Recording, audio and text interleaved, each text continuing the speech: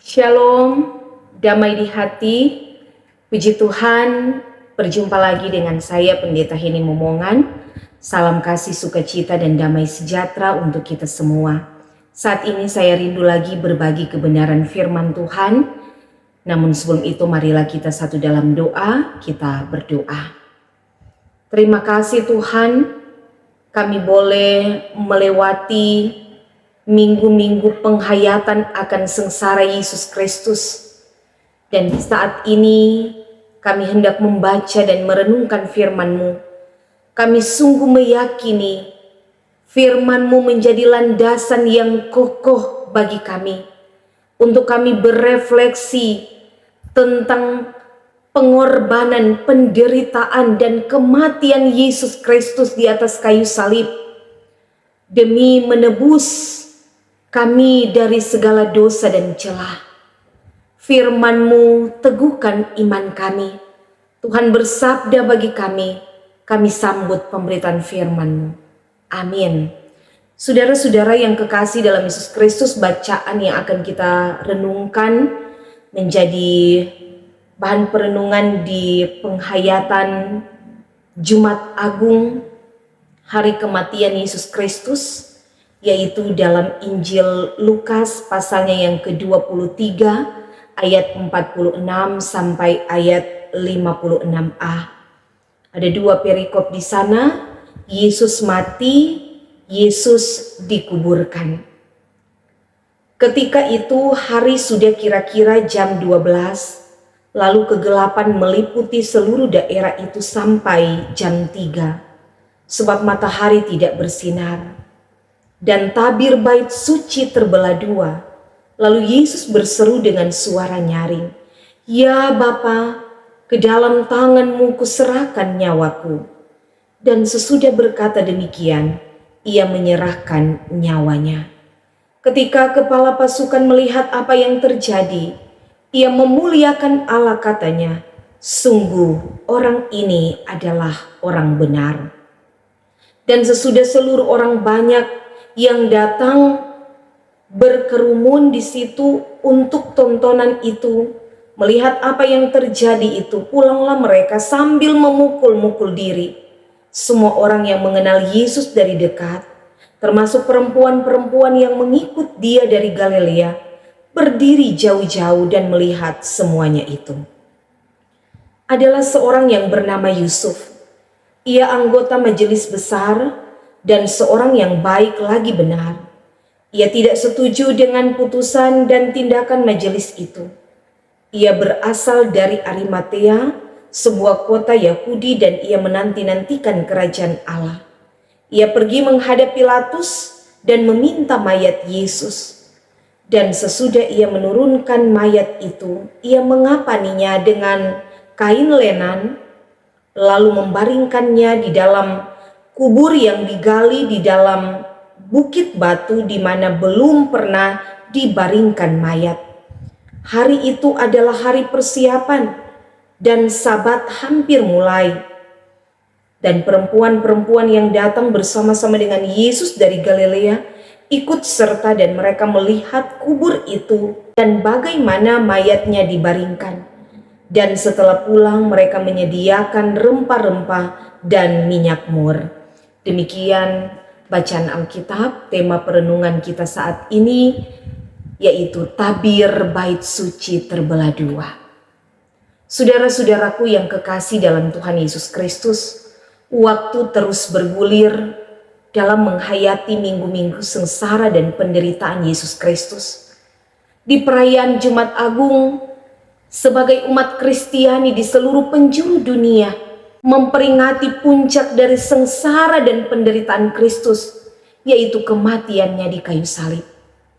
Sejauh mata memandang peristiwa agung yang telah terjadi di Bukit Golgota, sesungguhnya tidaklah sebanding dengan dekatnya hati kita dalam menghayati pengorbanan Yesus Kristus bagi keselamatan dunia dan manusia. Bacaan kita saat ini menceritakan bagaimana Yesus disalibkan dan mati di atas Bukit Golgota, yang waktu itu disebutkan kira-kira jam 12 terjadi kegelapan meliputi daerah itu sampai jam 3. Karena matahari tidak bersinar, terjadinya kegelapan besar ketika Yesus disalibkan adalah sebuah fenomena alam yang luar biasa, yang juga menyatakan bahwa peristiwa penyaliban itu berdampak pada kondisi alam yang tidak seperti biasa. Peristiwa kematian Yesus juga ditandai dengan terbelahnya tabir bait suci. Artinya, tersingkaplah kasih Allah yang tersembunyi di balik kerahasiaan tradisi Yahudi, dan terbukalah jalan untuk menghampiri Allah. Sebab tabir yang memisahkan tempat kudus dengan tempat maha kudus, yang sebelumnya hanya boleh dimasuki oleh imam yang terpilih mewakili manusia berdosa untuk membawa persembahan sekaligus memohon pengampunan, dan kini melalui kematian Yesus, tabir itu disingkirkan dan jalan menuju tempat maha kudus kini terbuka bagi semua orang yang akan datang kepada Allah, di mana kematian Yesus Kristus sebagai korban penghapus dosa. Selanjutnya, dalam kepedihan yang sangat diambang kematiannya, Yesus berseru dengan nyaring, "Ya Bapa, ke dalam tangan-Mu kuserahkan nyawaku." Pernyataan Yesus ini menunjukkan bahwa Bapanya adalah pemegang otoritas atas seluruh kehidupannya. Dan hal ini juga menunjukkan bahwa Ia telah mengakhiri tugas yang diberikan oleh Bapanya. Dengan kata lain, Ia menyerahkan dirinya secara total kepada Bapanya. Ia sadar bahwa akhir hidupnya sudah tiba dan kuasa Allah Bapa akan dinyatakan. Yesus tidak meminta kepada Bapa supaya Ia dibebaskan atau diturunkan dari salib, tetapi Yesus sangat pasrah pada apa yang sedang terjadi dan yang sementara Ia alami. Peristiwa kematiannya memang sudah diberitahukan sebelumnya. Artinya Ia telah mengetahui semuanya, bahwa Ia akan mati dan bangkit pada hari ketiga. Dalam peristiwa penyaliban ini juga telah melahirkan pertobatan sebagai sebuah bentuk kehidupan baru, yaitu sebuah pengakuan dari seorang kepala pasukan yang pada awalnya mereka tidak suka dengan pelayanan dan kehadiran Yesus, namun berbalik untuk mengakui bahwa Yesus adalah orang benar. Pengakuan dari kepala pasukan Romawi ini muncul dengan tiba-tiba karena ia melihat langsung apa yang terjadi saat kematian Yesus. Berarti hatinya tergugah oleh belas kasihan yang kemudian melahirkan sebuah pengakuan yang sangat tulus dari seseorang yang belum pernah beriman kepada Allah. Karena itu adalah kepala pasukan Romawi yang dalam kesehariannya penuh dengan tindakan kekerasan dan penganiayaan.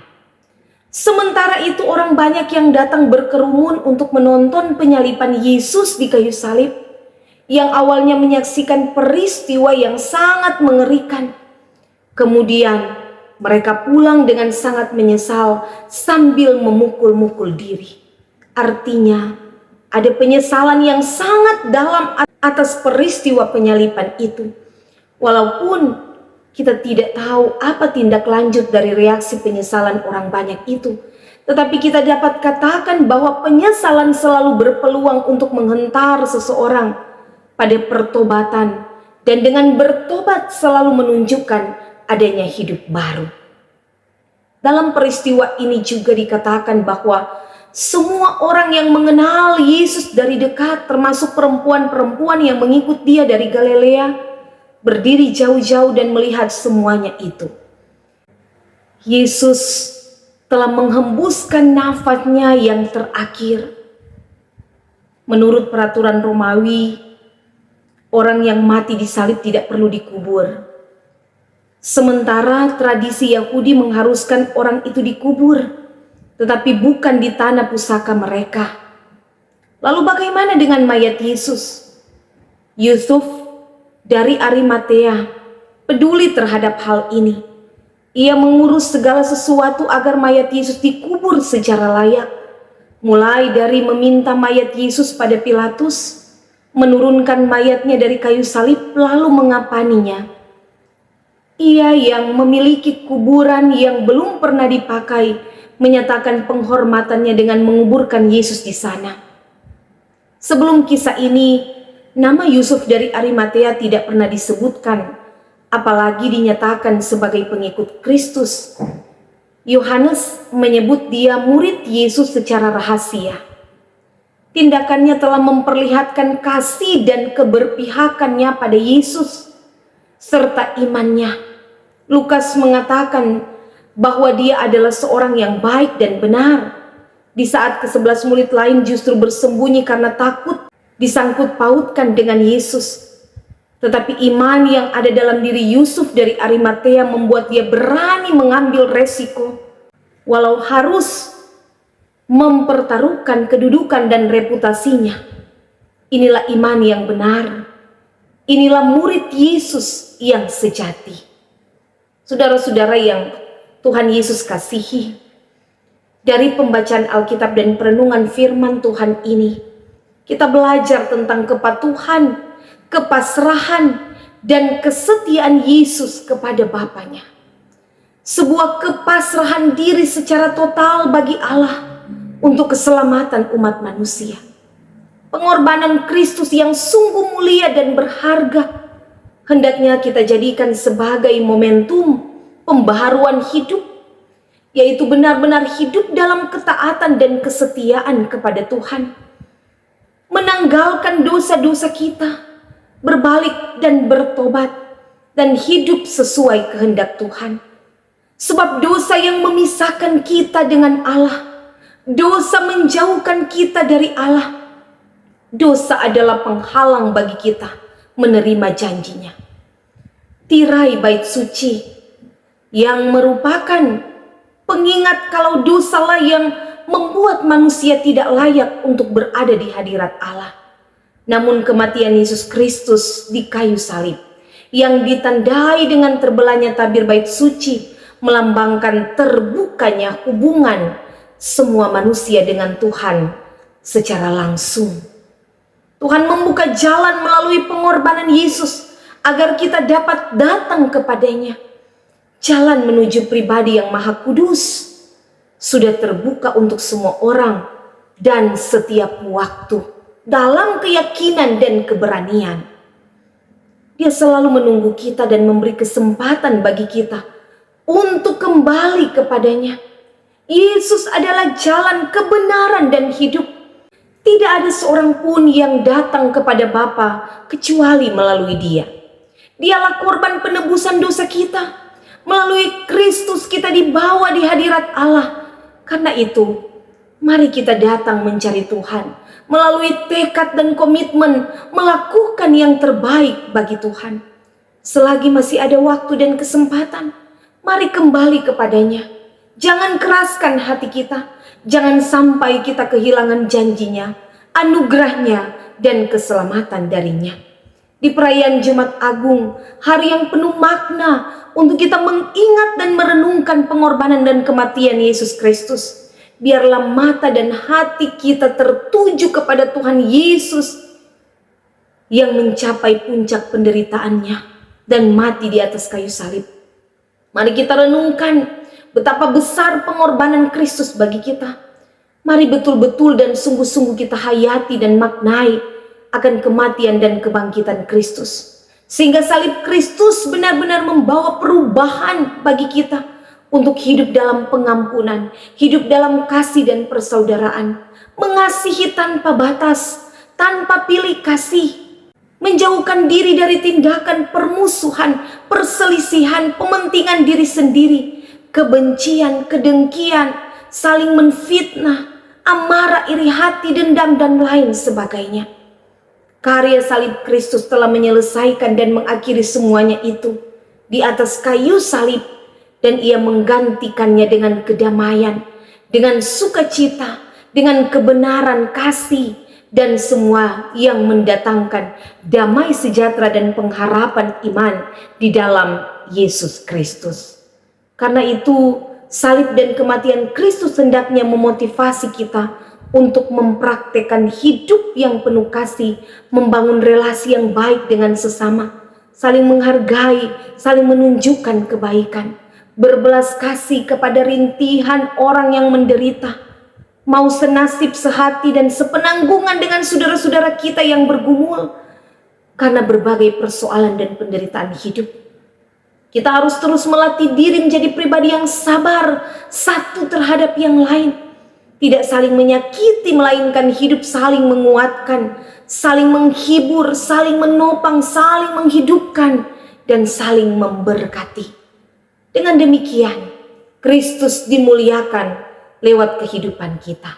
Selamat menghayati kematian Yesus Kristus. Tuhan memberkati kita semua. Amin.